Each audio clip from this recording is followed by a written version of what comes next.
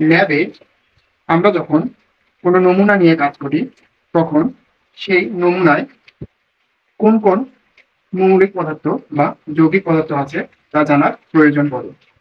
এখন নমুনায় কি কি মৌলিক বা যৌগিক পদার্থ আছে তা জানার জন্য আমরা আঙ্গিক বিশ্লেষণ করে থাকি।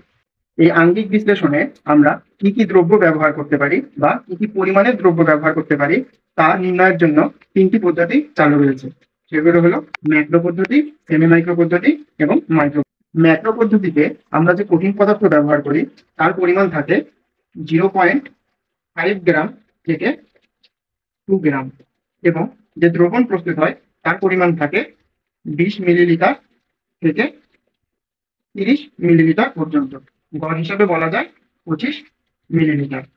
সেমি মাইক্রো পদ্ধতিতে আমরা যে বিকারক ব্যবহার করি সেখানে কঠিন পদার্থের পরিমাণ থাকে 0.05 গ্রাম থেকে 0.2 গ্রাম, এবং যে দ্রবণ প্রস্তুত হয় তার পরিমাণ থাকে 2 মিলিলিটার থেকে 4 মিলিলিটার। মাইক্রো পদ্ধতিতে কঠিন পদার্থ হিসেবে ব্যবহৃত হতে পারে দ্রব্য 0.005 গ্রাম থেকে 0.02 গ্রাম বা এর কম, এবং যে দ্রবণটা প্রস্তুত হয় তার পরিমাণ থাকে 0.2 মিলিলিটার থেকে 1 মিলিলিটার বা এর চেয়ে কম। সুতরাং আমরা বুঝতে পারি বিকারকের পরিমাণের উপর ভিত্তি করে আঙ্গিক বিশ্লেষণকে 3 ভাগে ভাগ করা হয়: ম্যাক্রো পদ্ধতি, সেমি মাইক্রো পদ্ধতি, মাইক্রো পদ্ধতি।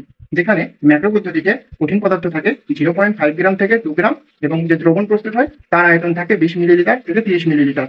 সেমি মাইক্রো পদ্ধতিতে কঠিন পদার্থের পরিমাণ থাকে 0.05 গ্রাম থেকে 0.2 গ্রাম, এবং যে দ্রবণ প্রস্তুত হয় তার আয়তন থাকে 2 মিলিলিটার থেকে 4 মিলিলিটার। মাইক্রো পদ্ধতিতে কঠিন পদার্থের পরিমাণ থাকে 0.005 গ্রাম থেকে 0.02 গ্রাম, এবং যে দ্রবণ প্রস্তুত হয় তার আয়তন থাকে 0.2 মিলিলিটার থেকে 1 মিলিলিটার। ধন্যবাদ।